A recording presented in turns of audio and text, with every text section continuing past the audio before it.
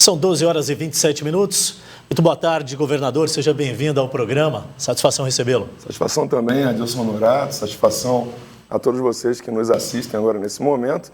Também a toda a equipe aqui da emissora, que sempre transmite as informações importantes para aqueles que assistem, né?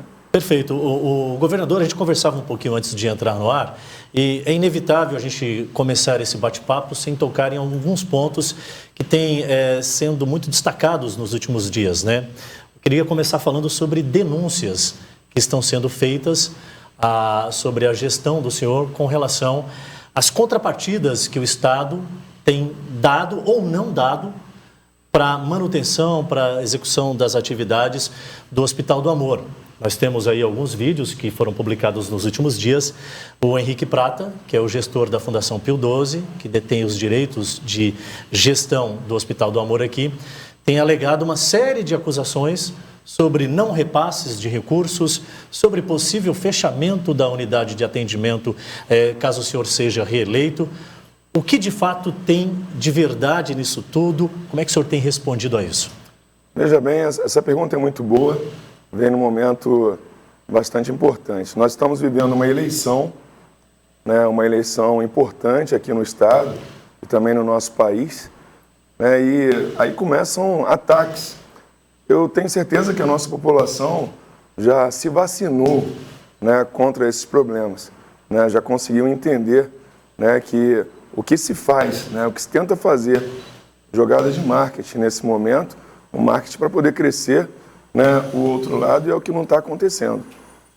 Olha só, o governo do Estado, ele precisa do Hospital do Amor. A nossa população necessita do Hospital do Amor. A gente tem que entender que ele é necessário, as pessoas precisam dele. O que é triste de ver eu acho até um absurdo, é imoral, né, utilizar os pacientes num momento sensível das suas vidas e seus familiares também, para fazer política. Usar essas pessoas para política, sabe? Usar a necessidade delas. O Hospital do Amor não vai fechar, né? O Hospital do Amor, todos contribuem com ele. O que acontece é que por necessidade, né, por determinação legal, né, o Estado de Rondônia e todos os estados necessitam cobrar a prestação de contas, né? Ou seja, o recurso, nós repassamos só esse mandato agora 200 e tantos milhões de reais, né? E o governo federal também repassou mais de 108 milhões de reais. Ocorre que o governo federal determinou também a devolução de 15 milhões por falta de prestação de contas. E também o governo do Estado tem que atuar para poder fazer com que a gente saiba que aquilo que foi utilizado para salvar vidas. Eu tenho amigos que estão sendo tratados no Hospital do Amor. Então, que essas pessoas, que o recurso que o governo encaminha, verdadeiramente está sendo usado para atender essas pessoas. Em nenhum momento, né, houve omissão por parte do governo do Estado em fazer os repasses, comprometimento que já há entre acordos para a manutenção do Hospital do Amor, que já foi pré-acordado. Em nenhum momento deixaram de se fazer esse repasse. Pelo que o senhor está nos dizendo aqui, faltou prestação de contas por parte da gestão do Hospital do Amor. É isso que a gente está entendendo? É isso. Inclusive hoje, o que a gente vai fazer é uma coletiva de imprensa, né, para que todas, para a gente encerrar logo esse assunto, né, para que todos, né, os meios de comunicação possam ter a real informação documentada, inclusive. São mais de 40 mil páginas de processo que estavam sendo analisados e o gestor do Hospital do Amor sabia disso, né? Então, tudo isso aconteceu, né, para tentar, né, desmerecer o governo do Estado, nesse caso, o doutor Fernando Máximo, no primeiro turno, a mim, agora no segundo turno, lembrando que são mais de 200 e tantos milhões de reais que o governo do Estado repassou. Governador, esses pontos... quanto for necessário, eu vou repassar. Esses pontos desde que haja prestação de contas. Perfeito. Esses pontos alegados, então, na denúncia feita pelo gestor do Hospital do Amor, assim que houver essa prestação de contas por parte da administração do Hospital do Amor, prontamente o Estado já teria os recursos para serem destinados ali, como já pré-acordados, governador? Se houver prestação de contas, tudo legalizado, né? Se não foi comprado produtos que não podem ser utilizados, que não são utilizados para atender os pacientes, eu fico preocupado com uma coisa. Se o dinheiro público, se o recurso público, que há uma necessidade de compromisso com a lei, né?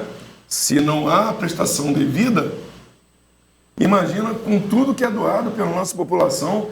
Existem pessoas que doam um frango, né? Que doam um boizinho, um bezerro, né? Que fazem doações em dinheiro também, que transferem, né? Se o da prestação de contas, que é obrigatória na área pública, não está acontecendo, o que deve estar acontecendo com outro recurso? Então, a gente... Isso é uma observação que o senhor faz ou uma denúncia, governador? Isso é uma observação que eu estou fazendo. A gente tem que estar atento, né, quanto a tudo isso, né, para que a gente não seja enganado por ninguém. Agora, o Hospital do Amor, gente, não vai fechar. Eu até falei com a Secretaria de Saúde para que adote todas as medidas necessárias, porque, pelo que eu estou vendo, existem pessoas que são capazes de qualquer coisa, né? Qualquer coisa. Tome todas as medidas necessárias para que os pacientes, algum tipo de tratamento não seja interrompido, né, pelo responsável pelo Hospital do Amor, trazendo prejuízo para vidas em razão de questão política. Porque todo o recurso que o governo do Estado tiver que repassar, vai repassar.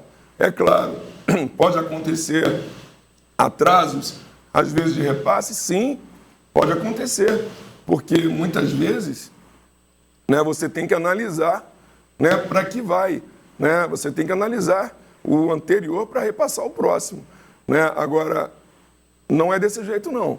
A gente tem cumprido tudo, o que a gente quer é que haja prestação de contas. Para encerrar esse assunto, o Hospital do Amor, governador, eu não posso perder a oportunidade de perguntar. Caso o senhor seja reeleito, o Hospital do Amor passa a ter algum tipo de dificuldade de relação com a sua gestão? De jeito nenhum. Até um pouquinho antes, ainda no primeiro turno, eu assumi um compromisso, inclusive, de atender demandas que são necessárias para salvar vidas. Como é que uma pessoa como eu, que teve o pai que teve câncer, que sabe como dói na família, inclusive, uma pessoa que lutou agora para salvar vidas, né, durante a pandemia, né, que lutou firme para poder salvar vidas. Eu vi a dor, né, que as pessoas passaram, né, eu até falei ainda agora, né, imagina a dificuldade, né, de uma mãe que quer visitar os seus pais, ou de uma pessoa que quer visitar os seus pais e não pode, porque os pais estavam isolados, né? Imagina essa dor, imagina a dor, né, de um professor que não pode atender seus alunos na sala de aula, imagina a dor do empresário que teve dificuldade porque as pessoas não podiam comprar. Então, eu sinto essas dores todas, né, que a nossa população passou. E o que eu quero é andar para frente. Eu jamais atuaria no sentido de prejudicar qualquer ação. Agora, o comportamento do senhor Henrique Prata me deixou muito triste, porque eu achei que ele fosse verdadeiramente um filantrópico, uma pessoa que olhasse para o bem, né, que quisesse de fato ajudar a pessoa. Nunca imaginei que ele pudesse ir, por exemplo, no próprio Hospital do Amor, que não é dele, né, ele usou o dinheiro de todos para poder construir, e falar com pessoas que estavam de lenço, senhoras. Olha as imagens, né? Às vezes passando uma situação difícil, tiveram muitas vezes que retirar o seio e falando, olha, o hospital vai fechar por conta desse governador, ele tem que sair. Isso é política. Na verdade, não é política. Isso é desrespeito que ele praticou, né, com pessoas que estão num momento sensível. Então, não tenham preocupação. O governo do Estado vai sempre trabalhar para atender a nossa população. Perfeito, governador. Para manter o raciocínio na área da saúde, a máquina está pronta para cumprir o programa de governo que a gente tem observado, que o senhor tem apresentado. O senhor fala sobre construção de novos hospitais Um dos grandes questionamentos é justamente o euro, que é aguardado já há algum tempo e talvez pode ser um dos legados que o senhor deixa na sua primeira gestão, não sei se o senhor entende também dessa forma. Como é que está essa questão da saúde, em termos concretos mesmo, governador? Ok, a gente passou pela maior crise, né, que o mundo poderia imaginar, todos os países. Imagina, você de repente pega uma doença, né, e poderia perder a vida em poucos dias. Então, aquilo ali foi um momento terrível. Nós conseguimos passar por tudo isso. O estado de Rondônia se transformou num modelo, inclusive, do combate à Covid. E a gente, nosso case aqui, né, a nossa situação, como nós trabalhamos, serviu de modelo para muita gente. O estado de Rondônia, ele levou oxigênio para outros estados, trouxe pacientes e levou pacientes também. Compramos um hospital de alvenaria, enquanto muitos estados compraram de lona que não existem mais, né? O nosso, Regina Passes, está atendendo agora cerca de 40 a 50 cirurgias por dia, para poder ir reduzindo o número de cirurgias eletivas. Cirurgias eletivas que, por sinal, não subiram só no estado de Rondônia, né? Subiram no mundo inteiro, Estados Unidos, na França e por aí vai. E no Brasil, nos demais estados também. Nós estamos lutando contra isso e a gente vinha trabalhando, né, para a construção do hospital. O Hospital de Urgência e Emergência de Rondônia, aqui em Porto Velho, já está em construção. Eles estão trabalhando na parte de drenagem para poder tirar todas aquelas águas, que inclusive era um local que tinha problema de umidade. Com o trabalho que a empresa está fazendo, os moradores no entorno vão perceber que vai reduzir o problema de umidade em suas casas, que está sendo feita uma grande drenagem ali. Aquela área que foi adquirida pelo hospital, inclusive, porque como é que funciona? O governo do estado fez o leilão, uma empresa ganhou, e essa empresa, após a construção, é que recebe, né? E ela falou que o prazo máximo é de 2 anos e meio. E eles querem trabalhar para entregar antes. Faz sentido? Faz, porque eles recebem antes os seus recursos, né? Nós temos o dinheiro, tudo trabalhado de forma muito tranquila dentro do estado de Rondônia. Nosso estado, inclusive, que tinha um orçamento de 9 bilhões, a gente está vendo aí que deve alcançar seus 13 bilhões agora para o próximo ano, mesmo tendo reduzido o custo da gasolina, mesmo tendo reduzido em 10% a energia elétrica, que vai chegar daqui a pouco na sua casa. Com tudo isso, mesmo tendo dado aumento salarial para todos os servidores de todas as áreas, adquirido equipamentos para todas as áreas, a gente está seguro. E não só para o Hospital de Porto Velho, que já está em construção, nós vamos fazer também a complementação de Guajará e também o Hospital de Ariquemes. Quero aproveitar para pedir desculpas aqui.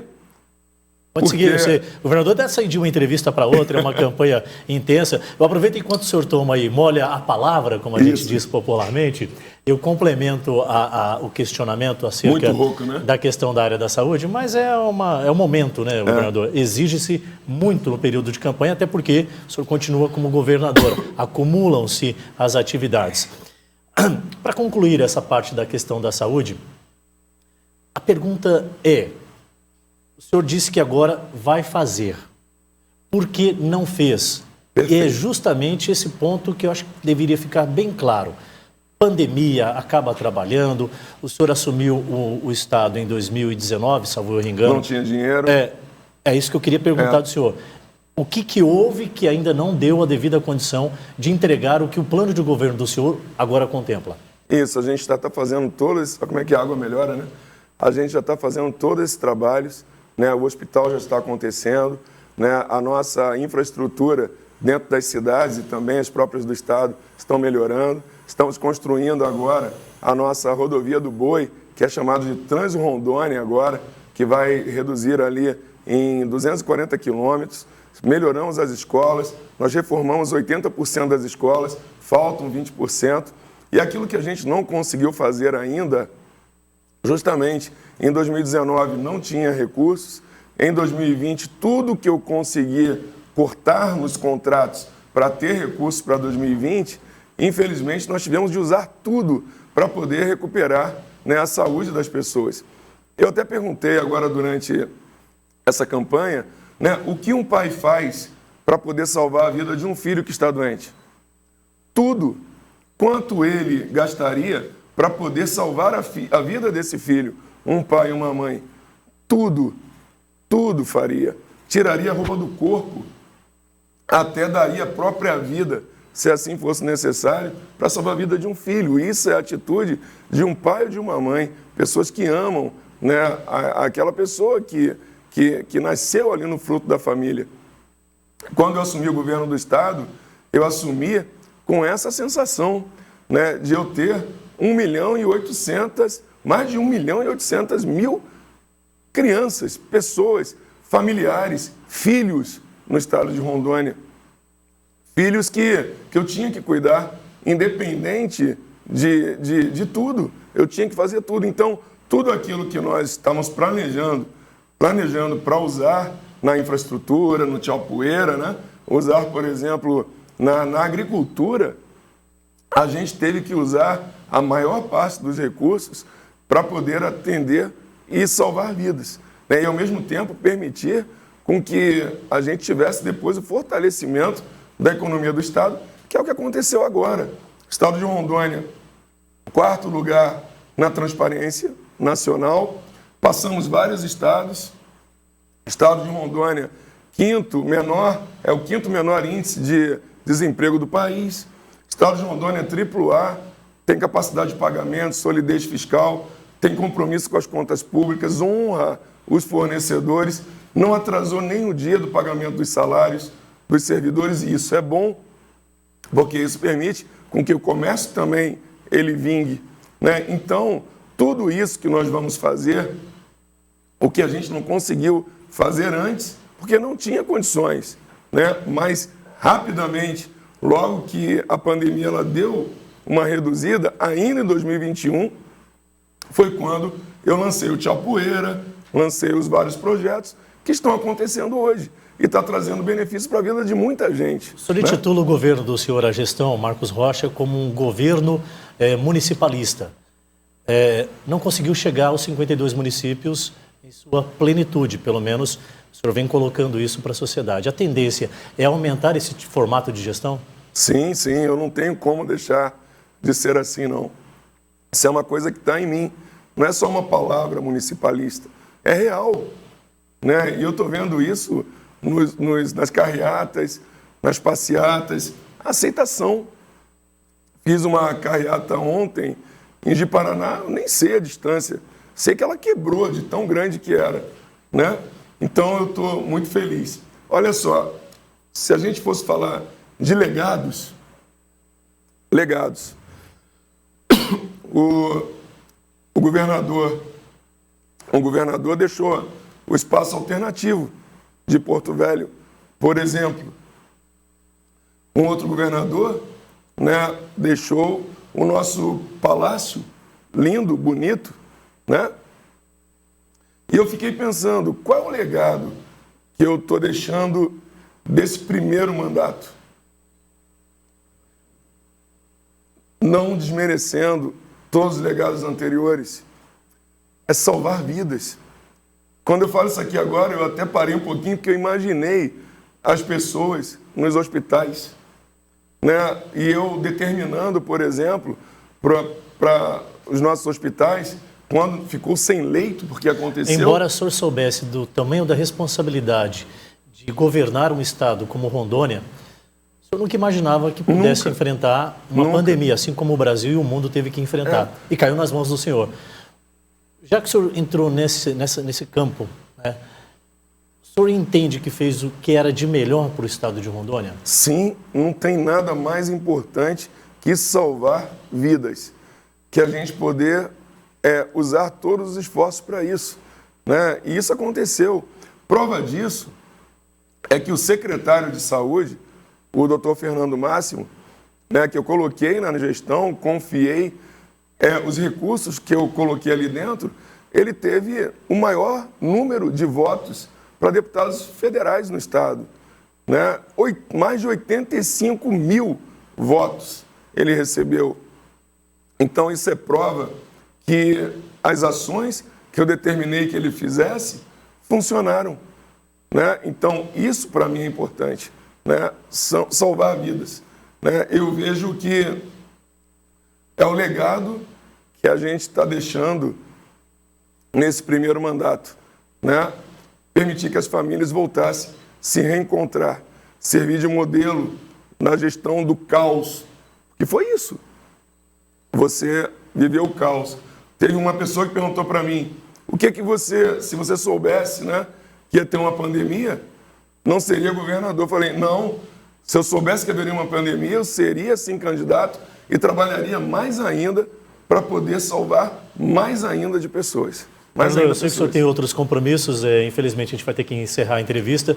O senhor tem 1 minuto para se despedir do público, usar como considerações finais, e a produção, inclusive, conseguiu a imagem, o senhor citou uma das movimentações realizadas em Ji-Paraná. Nós temos aí, acho que essa é uma das ações que foi realizada, foi ontem em Ji-Paraná? Foi ontem em Ji-Paraná. Ontem em Ji-Paraná. Muito obrigado pela vinda, sucesso na sua campanha, o espaço está sempre aberto para trazer informações para a sociedade. Eu que agradeço, parabenizo a você, Edilson Norato. Peço a toda a população que nos permita continuar, né, nesse trabalho do bem e da verdade pela nossa população, votando 44 para governador. Eu peço também presidente Bolsonaro como nosso presidente, mas aqui 44 governador do estado, para que esse trabalho continue fluindo, né, e consolidando, permitindo com que nossas famílias se sintam cada vez melhores. Que Deus abençoe a todos. Obrigado. Muito bem, está aí o coronel Marcos Rocha, atual governador do estado de Rondônia, candidato à reeleição, trazendo um pouco das realizações da sua gestão e também apresentando o que pretende fazer caso seja reeleito. Olho no voto, olho na Band. No oferecimento Band Eleições, Hospital de Olhos Veloso, a credibilidade de sempre com a evolução que precisamos. Faculdade Sapiens, evoluindo com a educação.